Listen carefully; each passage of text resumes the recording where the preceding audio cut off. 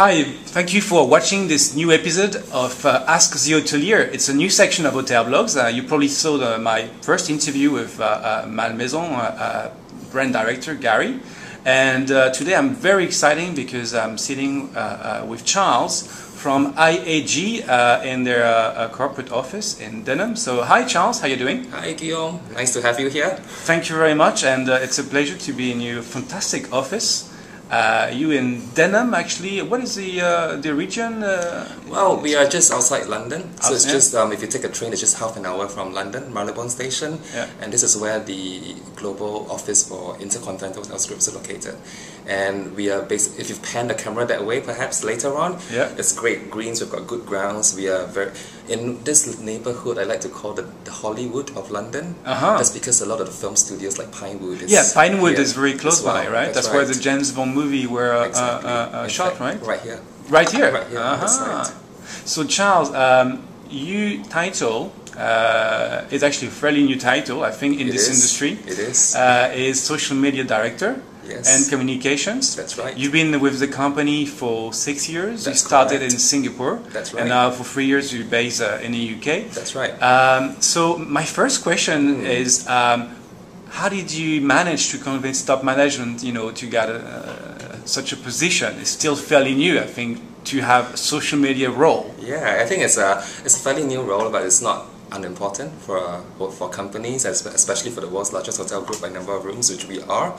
How did I convince the management? I think it's not just me convincing, but the management playing a very big role as well. It's a combination of factors. As we all know, social media is important. It needs the fair attention it deserves. It's such a big area, and I was always interested in social media in my previous role as head of PR for Intercontinental Hotels and Resorts. And I always dabbled in social media. I like to think that not an early adopter, but when it comes to applying it to business and applying it in terms of building relationships with journalists, I found really interesting ways of using it through Facebook and Twitter. And I thought the next step would be to look at how we can then apply social media to brand engagement across all our 7 brands. And as you know, Guillaume, we've got 7 hotel brands, all well loved by guests in different segments, from Intercontinental, the very top tier, all the way to Hotel Indigo, which is a new boutique brand that's spreading around the world. We've got Holiday Inn as well, which is one of the largest brands in the hotel industry.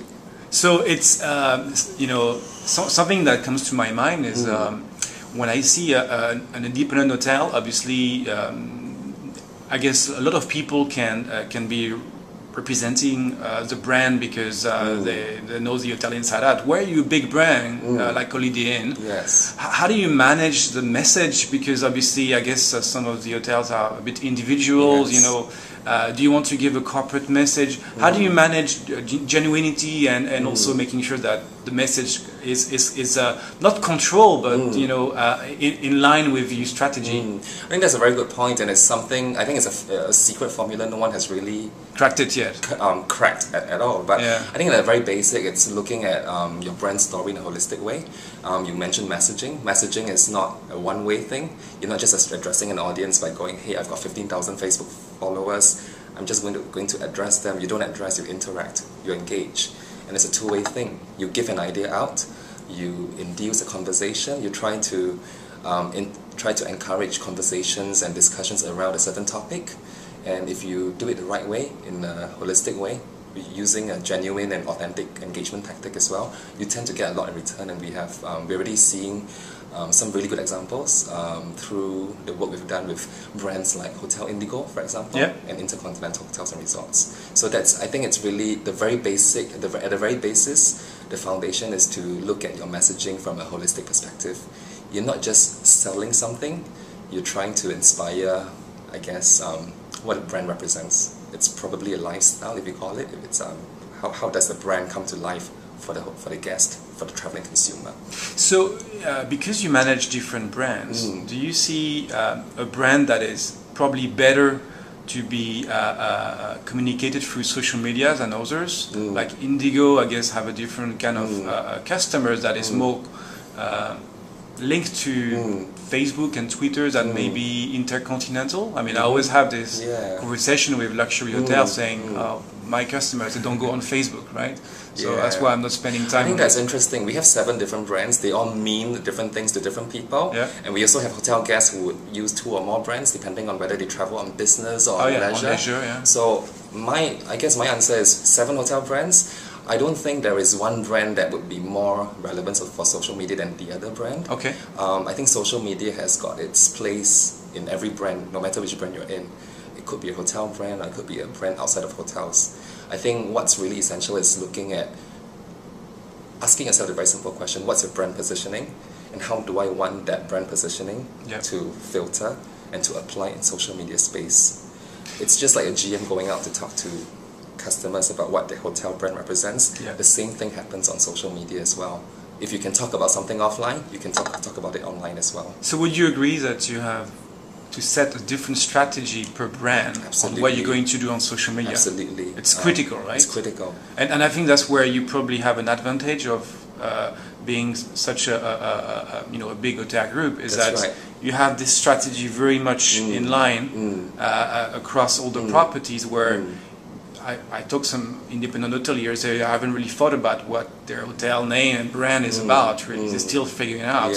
And I think that's the advantage of being in a hotel company as well. If you think about hotels, it conjures up images of travel, business travel, leisure, honeymoons, celebrations, and it's just all fun topics that are just waiting to be discussed on social media. And every one of our brands affect our guests in a certain way as well, in a specific way. So it's really about making sure the conversations go authentic, go holistic, and all you want to do is encourage more conversations. And if there are ways where we can have our guests share our story on our behalf and actually be part of the conversation, that's what social media engagement is all about. So you manage those communications at the head office level. Now, I'm guessing some of your properties might have a Twitter account and a Facebook page and so on. So first question is, do you allow your properties to manage these tools? And second question is, do you train them, or do you advise them things to do and things not to do on those channels? Yes, we do. We do have hotels who are already very actively engaged in that space. Some hotels obviously do it better than others, and of course we do have guidelines that continue to be developed. We have interim guidelines that have gone out over the last couple of years. But I think what's essential is that making sure that as a company, with our hotels, we learn together with the hotels as well. No one's really an expert in this space. As many people say, it's a developing area. It's something that we continue to learn. Every day I learn something new from my hotels, and every day my hotels learn something new from me as well. So it's really about making sure that your guidelines that you produce, and over time you refine them, that is relevant to each brand, and that it speaks on behalf of each brand in a convincing way as well. Do you have an example of a hotel that understood the importance of engaging with social media before you even came on this role? Yeah, of course. I'm learning as well, and I'm learning together with my hotels. I think one great example I could probably highlight would be Intercontinental New York Times Square, which is a fabulous new hotel that just opened just over a year ago. They are known as one of the leading hotels in New York City when it comes to social media engagement. They had Glee film the season finale right at the hotel, for example. Great and PR for them. That's a great hotel in terms of how they managed social media way before the opening, and that's way before I even came into this role. And in my previous role, I had the opportunity and the privilege of guiding them as to what should be done and what what should not be done. And over time, they've actually found, I would say, the right formula, and they are now one of the best examples out there. And of course, the question is, how do we make sure that the learnings that we gain along the way gets translated and shared to other hotels as best practice and guidelines? And that's, of course, among the many things companies like ourselves would need to be. So with your conversation with properties, who's typically the person that is engaging on Facebook, Twitter, and so on? Is it the GM? Is it the front office, or is it a PR agency? It's a good combination. I have seen different examples across my hotels. In the case of Intercontinental Moscow Traverskaya, which is opening very soon, the GM's in charge. It's a hotel that's not even open yet, but the GM, Oliver Horn, who is a big innovator when it comes to social media, Yeah. he takes charge. That's one great example of leadership at work. Wow. Okay. In many cases, the PR director or the marketing director, the director of sales and marketing in the hotel is probably the point person Okay. driving it. And I have even one hotel specifically a few years back. Social media was led by the night security manager. And that's an interesting way Wow. of doing it, because the night security manager had a very good way with words, and in his role he's walking around a lot. He's walking around the hotel. He has a good oversight as to what's happening around the hotel, and he could do things like, hey, sunrise at 4 a.m. on a summer morning from the top of the hotel. So it's I think what's interesting is it can be done by anyone and everyone, and it's everybody in hotel terms. I believe as well, social media should not be looked upon as just the responsibility of one person. I think the entire hotel takes some responsibility. At the end of the day, it's not just social media; it's real media. Yeah, so it's basically approachable by anyone, but I guess you would have also to control what they have to say. You want to make sure that they don't do too many spelling errors. Of course, and that's why guidelines and policies and all come in. So you're still working on some sort of a policy with your properties to say, hey, we allow you to put yourself forward on Twitter, Facebook, and so on, but here's some of the rules, right? Yes, we do have guidelines in place already. Already, that have okay. Gone out to hotels for the last couple of years, and Right. of course these guidelines need to be updated over Right. time, and just because as all of us know in this space, the rules of engagement just keep changing. Yes. It's all about updating them and making sure they're the most relevant. Yeah. But hotels have already been given access to guidelines which we developed, which are shared within our intranet as well. So it's a combination of guidelines. I think when it comes to social media success, it's a combination of guidelines, a bit of personal passion, a bit of common sense, and a bit of that whole interest to keep a conversation going. So I guess one of your dilemma is that Holiday Inn, for instance, such a big brand, probably Yes. is the biggest hotel brand in the world. Probably is. In terms of rooms or is. in terms of properties.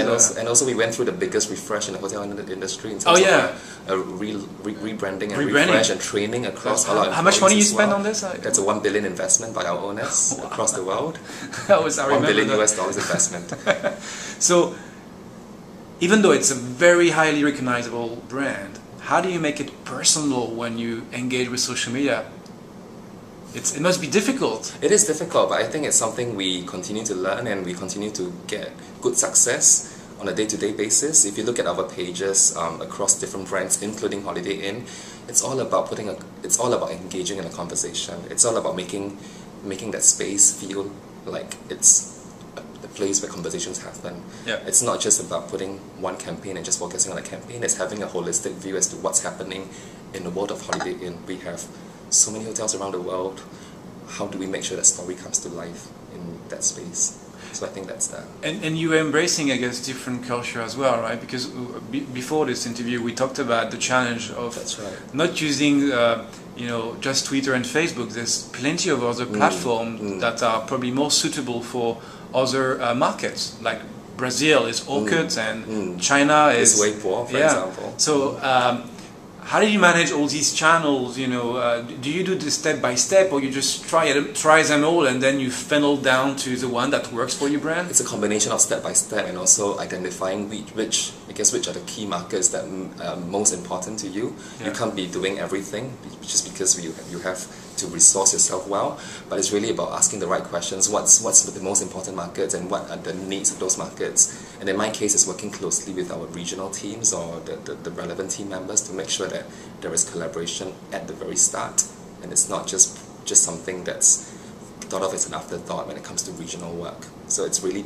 looking at a global strategy in a holistic way and making sure that the key markets like China, for example, is very much part of the planning and strategy. Great.